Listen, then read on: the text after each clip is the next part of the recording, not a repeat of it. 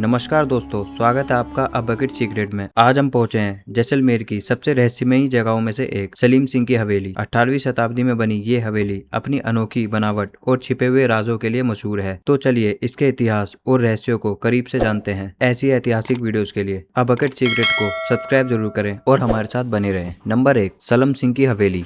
ये जो बिल्डिंग देख रहे हैं इसको बोलते हैं सालम सिंह की हवेली। क्या आप लोगों को जानकारी है हवेली किसको बोलते हैं? Very good. ये क्वेश्चन हम जो है हर एक टूरिस्ट से पूछते हैं। और क्यों पूछते हैं? अगर आप किसी किताब में पढ़ेंगे या नेट पे पढ़ेंगे तो उसमें लिखा हुआ है merchant house, rich man house और बिग हाउस कॉल्ड द हवेली, जो कि गलत है। वो बिल्डिंग जिसके अंदर पर्याप्त मात्रा में प्रत्येक हिस्से में सूर्य का प्रकाश का क्रॉस वेंटिलेशन और हवा का क्रॉस वेंटिलेशन रहेगा, पूरी बिल्डिंग फ्रेश रहेगी, उसको हवेली बोलते हैं। हवेली जो है particular type of the building होता है, उसमें कौन रह रहा है उसका इसका कोई लेना देना नहीं होता है। जैसलमेर का हर एक मकान हवेली, चाहे वो छोटा हो चाहे वो बड़ा हो, या ये कहें कि पहले के जितने भी मकान बनते थे वो सभी हवेलियां बनती थी, तो वो गलत नहीं हो। ये जो बिल्डिंग आप देख रहे हैं इसे सलीम सिंह की हवेली कहते हैं। किताबों या इंटरनेट पर इसे merchant house, rich man house या बिग हाउस कहा जाता है, जो कि गलत है। हवेली का मतलब किसी बड़े या अमीर आदमी का घर नहीं होता। हवेली वह इमारत होती है जिसमें हर हिस्से में सूरज की रोशनी, हवा का क्रॉस वेंटिलेशन बनाया जाता है, जिससे पूरी बिल्डिंग हमेशा फ्रेश रहती है। बड़ा घर होने से हवेली का कोई संबंध नहीं है। और यह भी गलत है कि जैसलमेर का हर घर हवेली था। सिर्फ वही घर हवेली कहलाता था जो इस खास आर्किटेक्चर से बनाया जाता था। नंबर 2, जहाज महल। सालम सिंह जो कि दीवान थे 18वीं शताब्दी, लेकिन हम जब बिल्डिंग की बात करें तो बिल्डिंग है 16वीं और 17वीं शताब्दी। तो पहले इसका नाम था जहाज महल।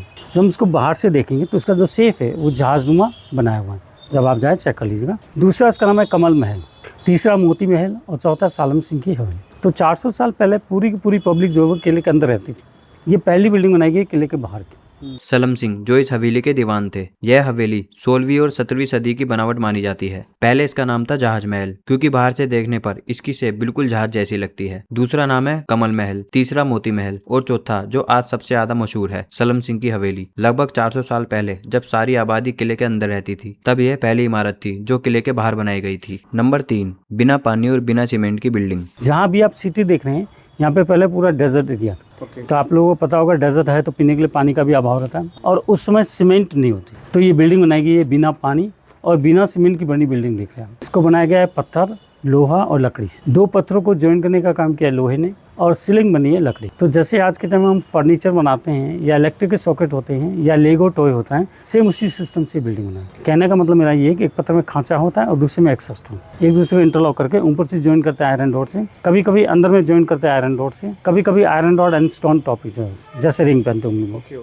तो जिस प्रकार हम फर्नीचर को या इलेक्ट्रिक के सॉकेट को बिना तोड़े खोल सकते हैं, उसी प्रकार इस बिल्डिंग को भी आज भी बिना तोड़े खोल सकते हैं और वापस वैसे कैसे बना सकते हैं। इस शहर में पहले सिर्फ रेगिस्तान हुआ करता था। रेगिस्तान में सबसे बड़ी दिक्कत होती थी पीने के पानी की कमी, और उस समय सीमेंट भी नहीं होता था। फिर भी यह हवेली बनाई गई बिना पानी और बिना सीमेंट के। यह पूरी इमारत बनी है पत्थर, लोहे और लकड़ी से। 2 पत्थरों को जोड़ने का काम करता है लोहा, और ऊपर की सीलिंग लकड़ी की बनाई गई है। बनावट का तरीका बिल्कुल आज के फर्नीचर ज्वाइंट के जैसा है। एक पत्थर में खांचा, दूसरे में उभार, दोनों को इंटरलॉक किया जाता है, फिर उन्हें आयरन रोड से फिक्स किया जाता है। कहीं कहीं यह रोड पत्थर के अंदर छिपी होती है और कभी कभी बाहर रिंग की तरह दिखाई देती है। Number 4, bridge. ये जो हवेली है 2 स्टोरी और ऊपर, इसका लेवल था किले के बराबर, और उसमें जो दीवान साहब थे उनका प्लान था ऊपर ही ऊपर तक का ब्रिज बनाने, लेकिन ये चीज़ सक्सेस नहीं हुई।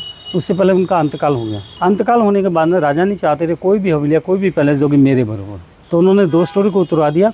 अभी है 7 मंजिला बिल्डिंग, पहले थी 9 मंजिल। पहले यह हवेली आज से 2 मंजिल और ऊपर बनाई गई थी। उस समय इस हवेली की ऊंचाई किले के बराबर थी, और सलीम सिंह चाहते थे कि हवेली से उस किले तक एक पुल बनाया जाए, लेकिन उनकी इच्छा पूरी ना हो सकी। उससे पहले उनका इंतकाल हो गया। उनके निधन के बाद राजा ने यह बात मंजूर नहीं की कि किसी भी हवेली या कोई भी निजी इमारत किले की बराबरी करे, इसलिए राजा ने आदेश दिया कि हवेली के ऊपर की दोनों मंजिलें तोड़ दी जाए। पहले 9 मंजिला हुआ करता था, लेकिन अब सिर्फ 7 मंजिल रह गया है। Number 5, 38 balcony. ऊपर में इसके चारों तरफ टोटल 38 बालकनी बनाई गई। देख लीजिए हर एक बालकनी के अंदर अलग अलग स्टोन कार्विंग की भी है। 38 बालकनी, 38 डिजाइन ऑल डिफरेंट। और सबसे बढ़िया ब्यूटी हवेली की देखेंगे, ये जो आर्च में पत्थर के फूल लटक रहे हैं ना, उसको भी निकाल सकते हैं, लगा सकते। तो पहले वो जो फूल है वो काम आता है डेकोरेशन के लिए फॉर फेस्टिवल टाइम। ऊपर इस हवेली में पहले चारों तरफ कुल 38 बालकनियां बनाई गई थी। हर बालकनी में आपको अलग अलग स्टोन क्रेविंग मिलेगी। 38 बालकनी, 38 डिजाइन। इन आर्च के पत्थर के फूलों को भी निकालकर दोबारा लगाया जा सकता था, तो हर डिजाइन अलग है। Number 6, stone lock. तो ब्लॉक के द्वारा मैं आपको बता दूं बिल्डिंग कैसे बनाई गई है। ये देखिए, ये एक्स्ट्रा स्टोन है, ये खांचा है,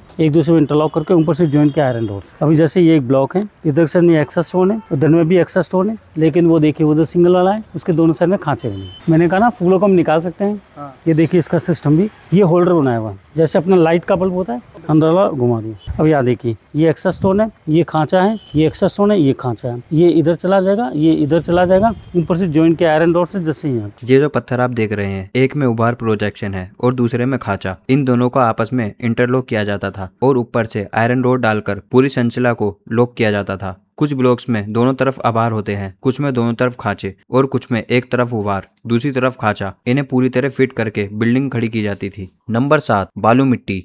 नींव जो है वो स्टोन है, बट उसके बीच में जो है वो बालू मिट्टी डाली हुई। तो बालू मिट्टी की विशेषता होती है, वो पानी की तरह होती है। जैसा जैसा उसको स्पेस मिलता रहेगा वो उसके अंदर जाती रही, और जब एक बार चली गई उसके बाद में वो पत्थर को मूव होने का नहीं देती। नीचे जो पत्थर लगा हुआ है, इनके बीच में बालू मिट्टी भरी गई है। बालू मिट्टी की खासियत होती है कि वह पानी की तरह बहकर हर खाली जगह में खुद को सेट कर लेती है। जैसे जैसे उसे स्पेस मिलता है वह अंदर फैलकर पूरी तरह भर जाती है। एक बार जब बालू मिट्टी पूरी तरह सेट हो जाती है तो उसके बाद वह पत्थर को हिलने या मूव होने नहीं देती। यही वजह है कि बिना सीमेंट के भी यह पूरी इमारत मजबूती से आज भी खड़ी है। नंबर 8, 7 पत्नियां। वो देखिए, वो जो सामने वाला पार्ट है वो सेपरेट पार्ट था लेडीज के लिए। जो दीवान साहब थे उनकी 7 पत्नियां थी, सभी उधर रहती थी एक के साथ। यह हिस्सा खास तौर पर महिलाओं के लिए बनाया गया था, जहां दीवान साहब की 7 पत्नियां रहती थी। यह पूरा क्षेत्र उनकी सुविधा और गोपनीयता के लिए बनाया गया था और सभी पत्नियां यहाँ एक साथ रहा करती थी। नंबर 9, आंखों से बातें। ये विंडो जो सामने वाला विंडो काम आता है वार्तालाप के लिए बातचीत। दीवान साहब उधर बैठते थे, वाइफ जो सामने वाले विंडो बैठती थी, बात करते थे, आंख का सारा और हाथ का सारा, मुंह से बात नहीं। यह वही कक्ष है जहाँ दीवान साहब और उनकी पत्नियां सामने बैठा करती थी। यहाँ वे मुंह से नहीं बल्कि आंखों से और हाथों के इशारों से बात किया करते थे। एकदम शांत, सादगी और समझ से भरी बातें। नंबर 10, कारीगर। देखिए, ये कहना बहुत मुश्किल है कि किस आर्किटेक्चर ने बनाया। अच्छा, एक ने नहीं बनाया। ठीक है, कारण उसका ये, हमने आपको 16वीं शताब्दी की भी बात करी, 17वीं की भी और 18वीं की भी, ठीक है ना।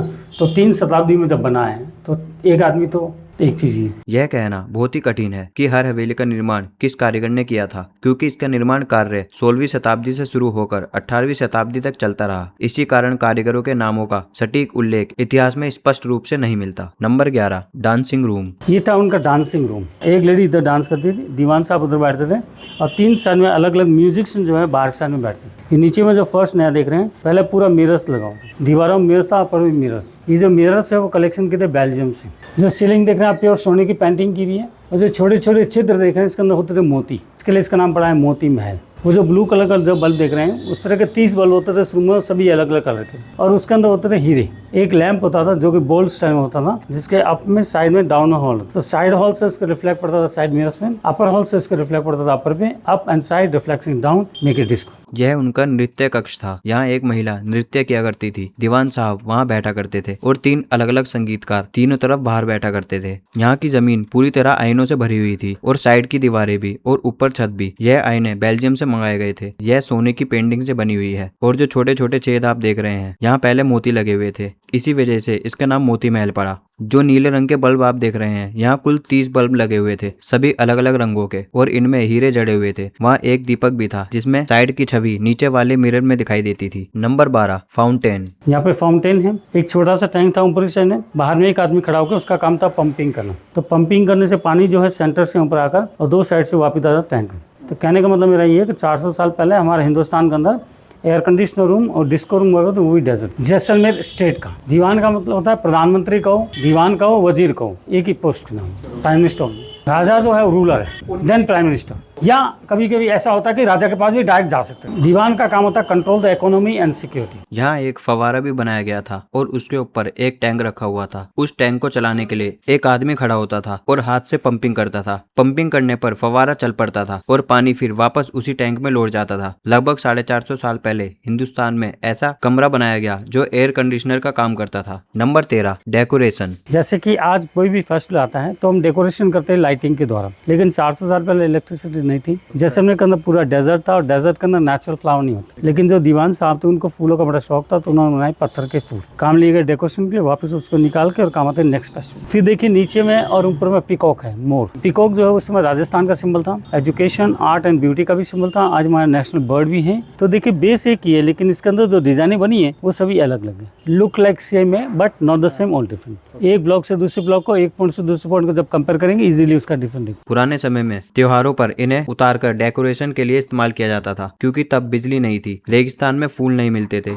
इसलिए दीवान साहब पत्थर के फूलों से ही सजावट करवाते थे। नीचे और ऊपर आपको मोर की आकृतियां भी दिखेंगी, जो राजस्थान का प्रतीक है और आज हमारा राष्ट्रीय पक्षी भी है। बाहर से भी ब्लॉक एक जैसे दिखते हैं, लेकिन अगर आप ध्यान से देखेंगे तो दोस्तों ये थी जैसलमेर की रहस्यमयी सलीम सिंह हवेली के रहस्य। अगर आपको वीडियो अच्छा लगा हो तो लाइक और शेयर जरूर करें, और ऐसे ही रोचक इतिहास और रहस्यमयी वीडियोस के लिए अ बकेट सीक्रेट चैनल को सब्सक्राइब करना बिल्कुल न भूलें। मिलते हैं ऐसे किसी रोमांचक वीडियो में। धन्यवाद।